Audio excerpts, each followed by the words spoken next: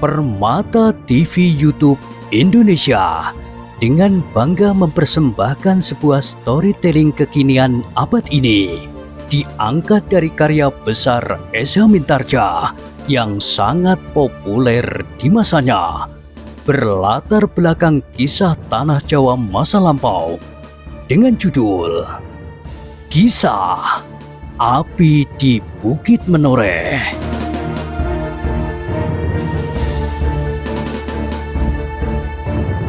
Pada kesempatan yang sangat baik ini, kita masuk pada episode yang ke-569.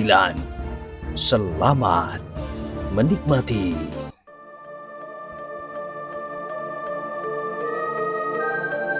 Di akhir kisah sebelumnya disebutkan, Untara menarik nafas dalam-dalam, bahkan seakan-akan melihat apa yang akan terjadi atas dirinya kelak apabila janji itu telah sampai. Untara terkejut ketika ia mendengar suara Ki Juru. Baiklah, kita menyerahkan yang seharusnya berlaku kepada perjalanan yang harus ditempuh. Angger Untara tidak usah mempersoalkannya, apakah sebabnya, dan menyesali apa yang telah terjadi, karena tidak ada kekuasaan yang dapat mencegahnya. Untara mengangguk-angguk, katanya seolah-olah sekedar bergumam. Ya Ki Juru, semuanya memang harus berlaku.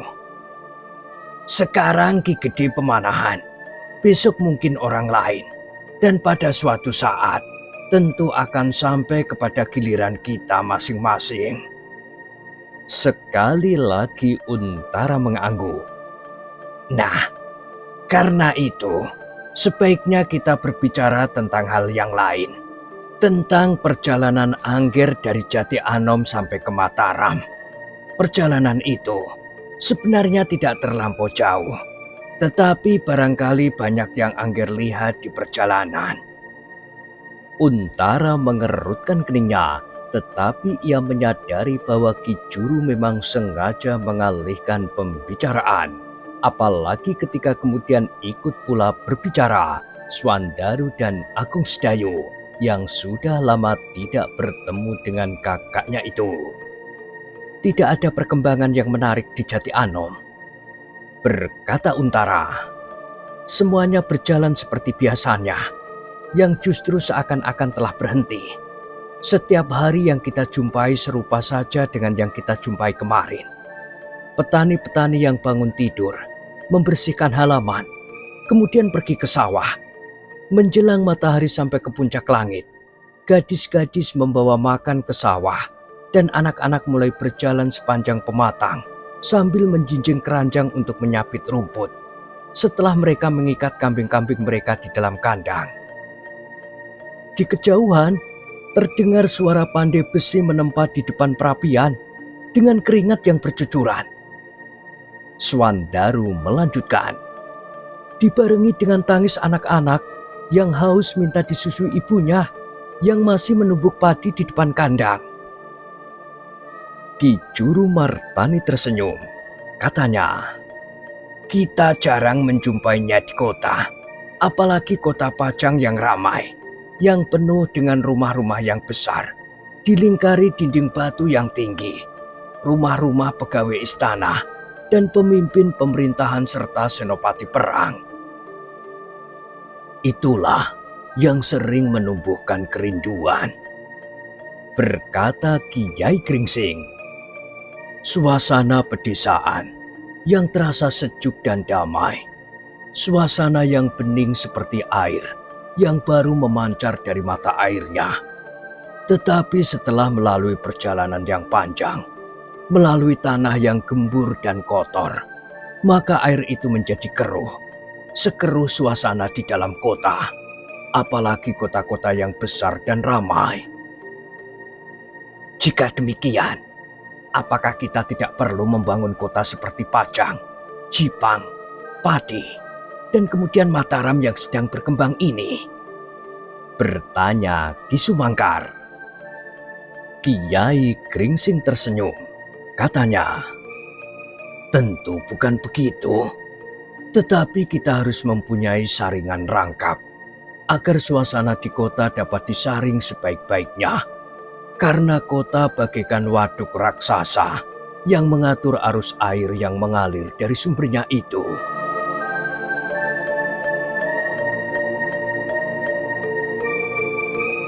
Untara mengerutkan keningnya. Ia mendengarkan pembicaraan itu dengan seksama. Pembicaraan yang baginya memang cukup menarik. Demikianlah, maka pembicaraan itu pun kemudian bergeser dari satu masalah ke masalah yang lain. Namun kemudian sebagian besar dari pembicaraan itu pun berkisar kepada perkembangan Mataram yang nampaknya akan menjadi besar. Untara sendiri tidak mempunyai sikap apapun terhadap Mataram.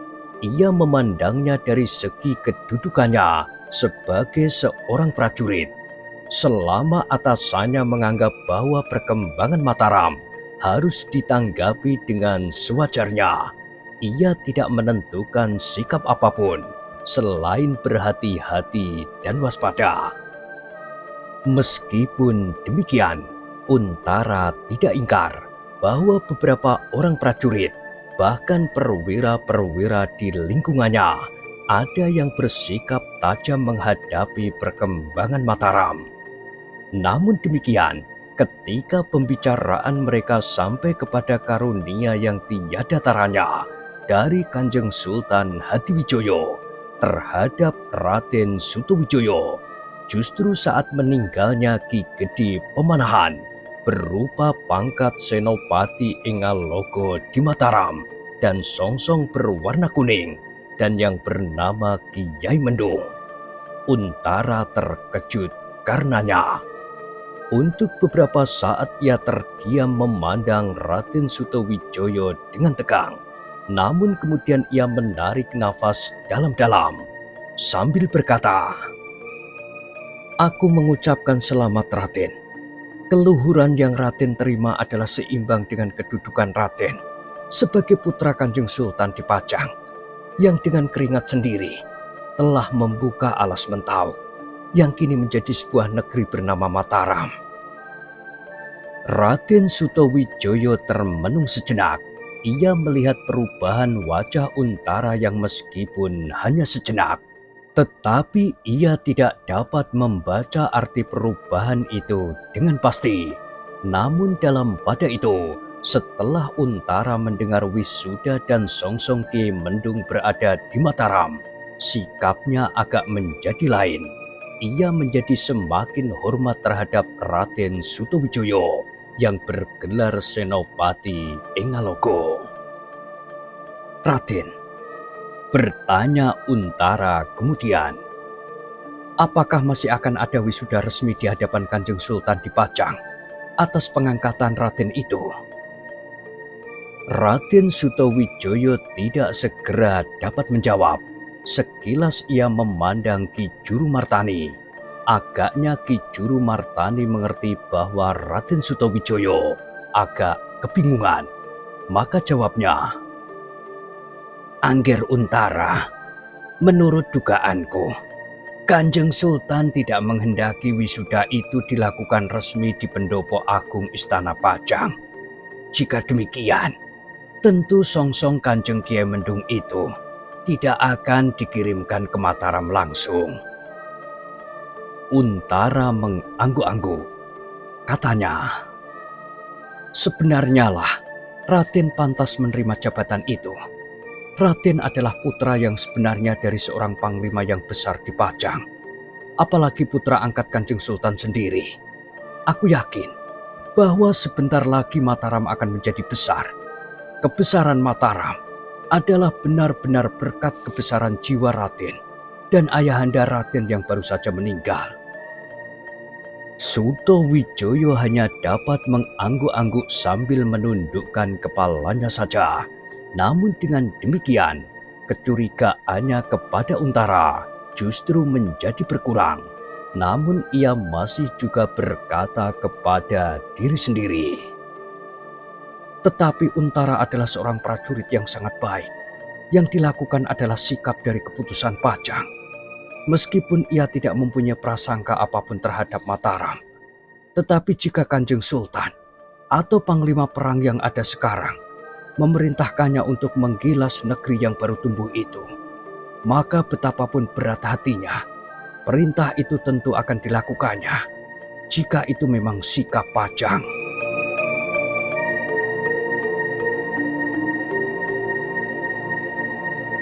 Untuk beberapa saat Untara masih sempat bercakap-cakap, minum dan makan beberapa potong makanan.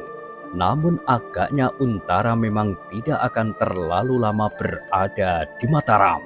Karena itu, maka ia pun segera mohon diri. Ki Juru Martani terkejut mendengarnya. Katanya, "Aku kira kau akan bermalam di sini, Untara." "Terima kasih Ki Juru. Kami harus segera kembali. Meskipun tidak ada peristiwa yang gawat, tetapi sebaiknya aku berada di antara anak buahku." "Tentu tidak," Swandarola yang menyahut. "Bukan karena anak buah Kakang Untara." Untara mengerutkan keningnya dan ia pun bertanya, "Jika tidak, karena apa?" "Coba Kakang Untara masih saja seperti Kakang Agung Sedayu, Kakang tentu tidak akan tergesa-gesa." Untara tersenyum. Ia pun dapat menanggapi gurauan Swandaru. Jawabnya, "Sebentar lagi, Adi Swandaru pun tentu tidak akan betah pergi barang semalam." Semua yang mendengar gurauan itu tertawa. Suto Wijoyo pun tertawa. Namun nampak pada wajahnya ada sesuatu yang tersembunyi di balik tertawanya itu. Dan Untara pun mengerti bahwa Raden Sutowijoyo tidak dapat bergurau seperti dirinya dan Swandaru. Karena putri dari Kalinyamat itu tidak dibawanya sebagai seorang istri yang sewajarnya. Meskipun Sutowijoyo tidak ingkar dan menyelesaikan persoalannya sebaik-baiknya, namun putri itu sampai saat terakhir tidak berada di Mataram, bahkan sampai saatnya anaknya akan lahir.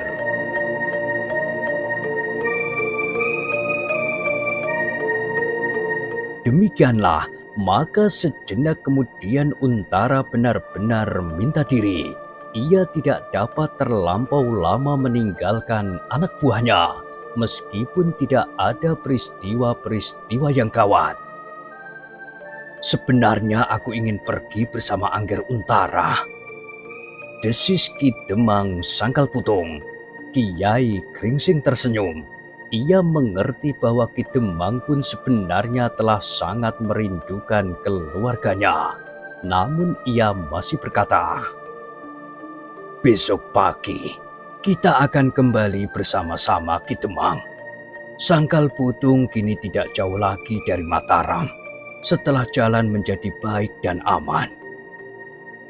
"Kenapa kita tidak pergi bersama Angger Untara?" bertanya Ki Demang. Kiai Gringsing tertawa. Katanya, "Tidak apa-apa. Kita hanya tidak ingin menghambat perjalanan Angger Untara." Ki Demang tidak dapat memaksakan niatnya. Ia terpaksa menunggu Kiai Gringsing dan kawan-kawannya besok. Untara pun minta diri pula kepada orang-orang tua yang ada di Mataram dan berpesan kepada Agung Sedayu supaya sekali-sekali ia datang ke Jati Anom. "Agung Sedayu," Untara berbisik ketika ia turun dari pendopo, "kau pada suatu saat akan menjadi seorang kepala keluarga. Apakah kau akan tetap saja dengan petualanganmu? Sudah pernah aku peringatkan bahwa kedudukanmu lain dengan kedudukan Adi Swandaru. Setiap saat, Adi Swandaru dapat menempatkan dirinya sebagai Demang di Sangkal Putung, karena ia adalah satu-satunya anak laki-laki Ki Demang yang sekarang. Tetapi kau harus mempunyai pegangan Agung Sedayu. Apalagi menurut pengamatanku, Sekar Mirah adalah seorang gadis yang memiliki selera dan kegayuhan yang tinggi. Jika kau benar-benar ingin mengambilnya sebagai seorang istri, kau harus dapat menyesuaikan dirimu." Agung Sedayu menarik nafas dalam-dalam. Ia pun menjawab dengan berbisik, "Aku akan memikirkannya, Kakang." "Sejak dahulu kau hanya akan memikirkannya saja, Agung Sedayu. Kau harus mengambil keputusan, bukan hanya mempertimbangkan terus-menerus. Kau agaknya masih saja dipengaruhi sifat-sifatmu semasa kanak-kanak. Ragu-ragu, bimbang, dan pertimbangan-pertimbangan yang berkepanjangan. Pada suatu saat, kau harus cepat mengambil sikap, apalagi saat-saat semacam yang kau hadapi sekarang." Untara berhenti sejenak, lalu katanya, "Nah, pikirkanlah, kemudian kau katakan kepadaku, kapan aku harus menghadap Ki Demang." Agung Sedayu menundukkan kepalanya. Ia berjalan saja di samping Untara tanpa dapat mengucapkan sepatah kata pun. Dan Untara masih melanjutkan, "Tetapi sebelum aku berbicara dengan Ki Demang tentang Sekar Mirah, kau harus bukan lagi seorang petualang. Kau sudah harus mempunyai pegangan hidup yang mantap." Agung Sedayu masih tetap berdiam diri. Kepalanya masih saja tunduk, seolah-olah sedang menghitung ujung jari kakinya. Sejenak kemudian maka Untara pun telah berada di antara pengawalnya. Seorang dari pengawal-pengawalnya itu memberikan kudanya dan sambil memegang kendali kudanya, Untara sekali lagi minta diri kepada orang-orang yang hadir di halaman itu. Suto Wijoyo kemudian mendekatinya sambil berkata, "Terima kasih atas kunjunganmu. Mudah-mudahan perjalananmu kembali tidak menjumpai apapun juga. Aku minta agar Raden sekali-sekali berkunjung ke Jati Anom. Bukan saja mengunjungi aku, tetapi barangkali ada baiknya Raden menghibur diri, menyelusuri lereng-lereng gunung, melihat-lihat lembah yang hijau." Suto Wijoyo tersenyum. Katanya, "Baiklah, pada suatu saat aku tentu akan sampai ke Jati Anom. Kau tentu akan segera memanggil orang-orang tua di Jati Anom. Jika saatnya membicarakan persoalan adikmu itu, kini Swandaru telah selesai dibicarakan oleh orang-orang tua. Tentu sebentar lagi Agung Sedayu." "Ah," Agung Sedayu berdesah, sedang Untara tersenyum. "Aku akan segera mengundang Raden dan para sesepuh di Mataram." Suto Wijoyo dan orang-orang yang mendengar jawaban itu tertawa. Hanya Agung Sedayu sajalah yang menundukkan kepalanya dalam-dalam.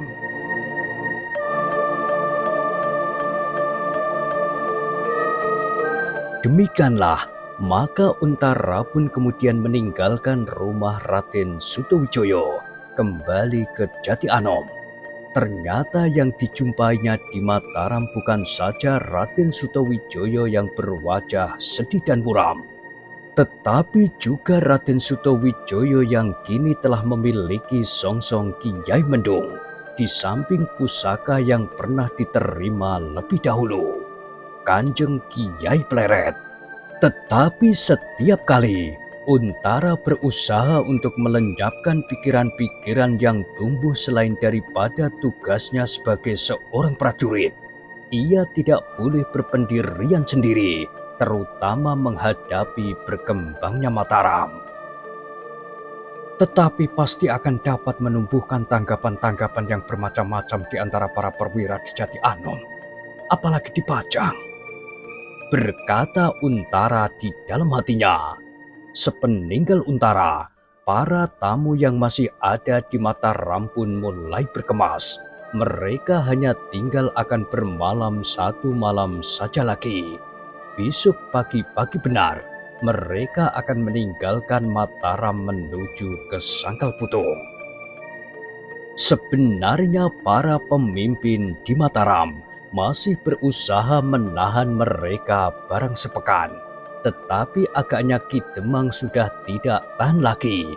melawan kerinduannya kepada kademangannya dan keluarganya. Apa kata orang jika aku terlampau lama pergi untuk keperluan keluargaku?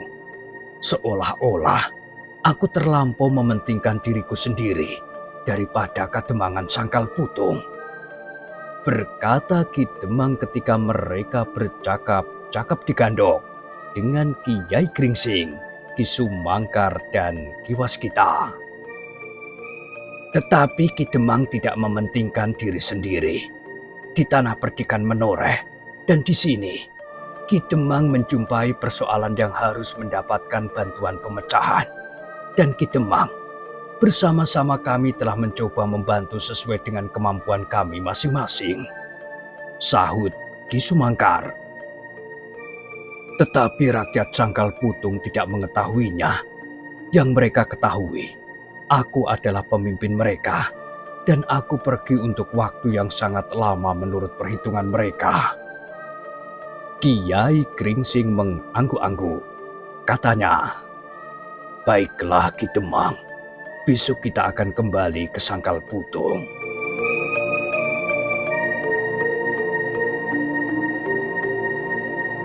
Seperti yang mereka rencanakan, maka mereka pun minta diri kepada Ki Juru Martani bahwa besok pagi-pagi mereka benar-benar akan kembali ke Sangkal Putung. Semula Ki Juru Martani mencoba menahannya, tetapi agaknya usahanya itu tidak akan berhasil. Karena itu maka katanya, "Ki Demang Sangkal Putung, Kiai Gringsing, Ki Sumangkar, serta Ki Waskita, jika kami tidak dapat menahan lagi barang 1-2 hari, maka yang dapat kami lakukan hanyalah mengucapkan terima kasih atas segalanya yang pernah terjadi di depan Padepokan Panembahan Agung dan di Mataram. Kami tidak akan pernah dapat melupakannya, apalagi setelah kami mengetahui serba sedikit tentang dukun tua dari Dukuh Pakuwon." Ah, Kiai Gringsing berdesah. Sekilas ia melihat pertanyaan yang meloncat pada sorot mata Raden Sutawijoyo, Agung Sedayu, dan Suwandaru. Namun seakan-akan Kiai Gringsing tidak menghiraukannya dan bahkan tidak mengetahuinya. "Tetapi tentu malam ini bukan malam terakhir Kiai berada di Mataram," berkata Ki Juru Martani. "Demikian juga Ki Sumangkar, Ki Waskita, Ki Demang, dan kedua anak-anak muda itu. Pada suatu saat, kami akan tetap menunggu salah seorang dari kalian atau bersama-sama mengunjungi kami." "Tentu," sahut Kiai Gringsing. "Kami adalah petualang yang akan selalu berjalan mengelilingi padesan, menjelajahi padukuhan dari pintu ke pintu, dan kami akan singgah di Mataram pada suatu saat yang baik." Demikianlah, maka pada malam terakhir itu, mereka berbicara seakan-akan tidak akan berhenti, seakan-akan mereka akan menghabiskan semua masalah yang ada di dalam hati dalam waktu semalam. Baru setelah lewat tengah malam, maka para tamu itu pun masuk ke dalam biliknya untuk beristirahat barang sejenak. Besok mereka akan kembali ke Sangkal Putung setelah sekian lamanya mereka melakukan perjalanan. Namun demikian, di dalam Gandok, para tamu itu masih berbicara beberapa saat sebelum mereka kemudian membaringkan dirinya di atas amben bambu yang besar. Sedangkan Agung Sedayu dan Suwandaru tidur di bilik tersendiri yang dibatasi oleh dinding bambu. Meskipun demikian, tetapi agaknya Kiai Gringsing tidak segera tertidur. Ada sesuatu yang seolah-olah mengganggunya, bukan karena persoalan-persoalan yang sedang dihadapinya, karena masalahnya justru sudah menjadi terang. Baik persoalan yang menyangkut Raden Sutawijaya maupun yang akan menyangkut Swandaru dan Agung Sedayu. Kedua anak-anak muda itu harus segera mendapat perhatian bagi kesejahteraan hidupnya, karena keduanya memang sudah sepantasnya untuk segera kawin. Malam itu rasa-rasanya terlampau sepi bagi Kiai Gringsing. Ada sesuatu yang lain daripada malam-malam sebelumnya. Angin malam yang lembut berdesir di atas atap gandok rumah Raden Sutawijaya itu. Terdengar dedaunan yang bergoyang saling bersentuhan. Suasana malam itu terasa lain. Perlahan-lahan Kiai Gringsing bergeser dan duduk di bibir amben. Sekilas ia melihat orang-orang lain yang telah tertidur di ujung amben. Ki Demang Sangkal Putung tidur dengan nyenyaknya. Di sebelahnya, Ki Sumangkar berbaring menelentang dengan mata terpejam. Di sisi yang lain, Ki Waskita terbujur miring. Namun sejenak kemudian Kiai Gringsing sadar bahwa sebenarnya lah baik Ki Sumangkar maupun Ki Waskita agaknya masih belum tidur. Hanya Ki Demang Sangkal Putunglah yang benar-benar telah tertidur dengan nyenyak. Tetapi Kiai Gringsing tidak menyapa kedua orang yang berbaring itu. Ia memusatkan perhatiannya kepada suasana di luar gandok. Diperhatikannya silirnya angin malam, dan sekali-sekali di kejauhan suara burung malam yang bagaikan desah yang lesu.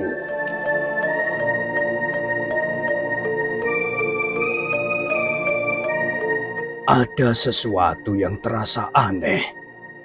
Kiai Gringsing berkata kepada diri sendiri. Tetapi Kiai Gringsing tidak mengerti apakah yang sedang bergolak di dalam hati kedua orang yang meskipun matanya terpejam, tetapi tidak tertidur itu. Tidak ada di antara mereka yang berada di dalam gandok itu mulai berbuat sesuatu atau berkata apapun juga. Mereka agaknya menunggu apa yang akan terjadi di rumah Raden Sutawijaya itu. Tetapi ternyata tidak ada sesuatu yang terjadi. Tidak ada peristiwa yang mengikuti gejala yang aneh di malam yang sepi itu. Kiai Gringsing menarik nafas dalam-dalam. Ia masih saja duduk untuk beberapa lamanya, bahkan sampai menjelang fajar. Kiai Gringsing belum membaringkan diri kembali di pembaringan. Perlahan-lahan, Kiai Gringsing merasakan suasana mulai berubah. Angin malam masih berdesir dengan lembut. Dedaunan masih terdengar saling bersentuhan. Tetapi ada sesuatu yang lain. Kiai Gringsing menarik nafas dalam-dalam, seolah-olah yang mencemaskannya telah pergi. Meskipun Kiai Gringsing tidak tahu pasti apakah yang sebenarnya sedang dihadapi.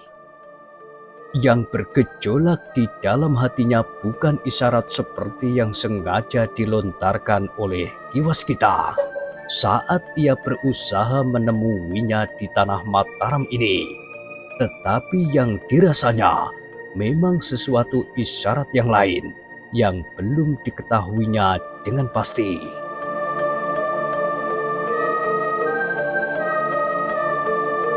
Ketika udara rasa-rasanya telah bersih menurut tangkapan perasaan Kiai Gringsing, meskipun sebentar lagi fajar akan segera menyingsing, Kiai Gringsing pun membaringkan dirinya di sebelah Ki Waskita. Tetapi ia pun tersenyum ketika Ki Waskita itu kemudian berbisik. Adakah sesuatu yang dapat Kiai tangkap dari isyarat itu? Kiai Gringsing menggeleng. Jawabnya, aku tidak dapat mengerti apa yang sedang terjadi. Mungkin hanya perasaanku saja. Perasaan kita bersama-sama telah terganggu oleh sesuatu yang tidak kita ketahui. Terdengar suara yang lain. Kiai Gringsing dan Ki Waskita berpaling. Keduanya tersenyum ketika keduanya melihat Ki Sumangkar masih saja berbaring menelentang sambil memejamkan matanya, tetapi hanya bibirnya sajalah yang bergerak. Ki Sumangkar seperti sedang menakuti anak-anak, desis Ki Waskita. Ki Sumangkar pun tersenyum sambil membuka matanya. Katanya, ternyata kita sama-sama diganggu oleh perasaan aneh. Apakah kita memang sudah tidak betah tinggal di Mataram? Bukan itu, justru Ki Demang tidur dengan nyenyaknya. Selain tubuhnya yang lelah, ia memang ingin bermimpi tentang anak laki-lakinya yang gemuk itu. Desis Kiai Gringsing. Nah, apakah menurut perhitungan Kiai? Bertanya Ki Waskita. Kiai Gringsing menggeleng. Katanya, aku kurang mengerti, namun agaknya memang mendebarkan jantung. Besok sepeninggal kita, apakah Mataram akan mengalami sesuatu yang dapat mengguncangkan kedudukan Raden Sutawijaya? Atau yang kita tangkap samar-samar itu akan mengikuti kita sampai ke Sangkal Putung? Kita memang tidak tahu, berkata Ki Sumangkar. Tangkapan perasaan kita ini ditujukan kepada kita atau kepada Mataram? Di sini ada Ki Juru Martani. Mudah-mudahan tidak ada peristiwa apapun yang akan mengganggu tanah yang sedang tumbuh ini dan mengganggu rencana keberangkatan kita. Kasihan Ki Demang dan Swandaru. Mereka telah terlalu lama pergi. Orang-orang tua itu pun kemudian terdiam ketika mereka mendengar derit amben di sebelah dinding. Agaknya kedua anak-anak muda yang tidur di tempat itu sudah terbangun pula.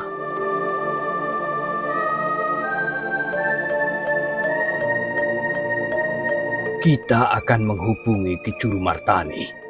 Apakah ia merasakan hal yang serupa pula? Bisik Kiai Gringsing kemudian. Yang lain hanya mengangguk-angguk saja, karena sebenarnya lah bahwa Agung Sedayu dan Swandaru memang sudah terbangun. Mereka pun kemudian turun dari pembaringannya dan keluar dari dalam bilik. Sementara itu, Ki Demang pun telah menggeliat. Perlahan-lahan ia membuka matanya dan dilihatnya Kiai Gringsing telah duduk di bibir amben. Ki Waskita dan Ki Sumangkar pun telah bangkit pula dan bergeser menepi. Ki Demang kemudian duduk pula sambil menggosok matanya.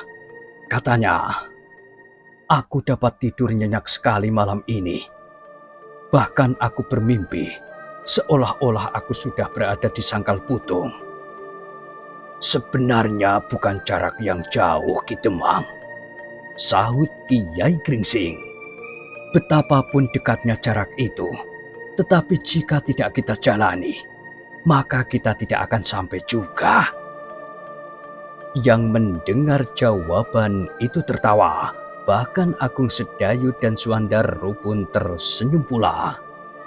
Demikianlah, maka tamu-tamu Raden Sutawijaya dari Sangkal Putung itu pun kemudian bersiap-siap untuk menempuh perjalanan kembali.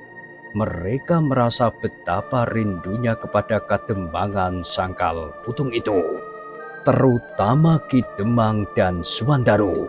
Mereka sudah terlampau lama meninggalkan sawah dan ladang yang hijau, sungai yang jernih, dan parit-parit yang menyelusuri pematang dan pinggir-pinggir jalan. Di pagi hari, Gunung Merapi nampak megah kebiru-biruan dengan puncak yang bagaikan membara, dibakar oleh cahaya matahari yang baru terbit. Kita akan segera kembali, desis Swandaru di dalam hatinya Ia pun sebenarnya sudah rindu kepada ibunya dan kepada adiknya, Sekar Mirah.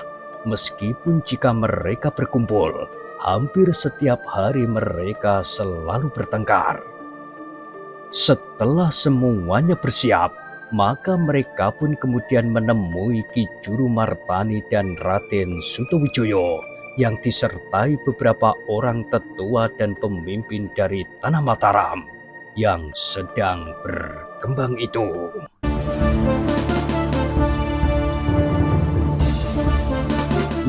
Nah, bagaimanakah kisah selanjutnya? Silakan ikuti terus kisah Api di Bukit Menoreh pada kesempatan berikutnya. Sampai jumpa.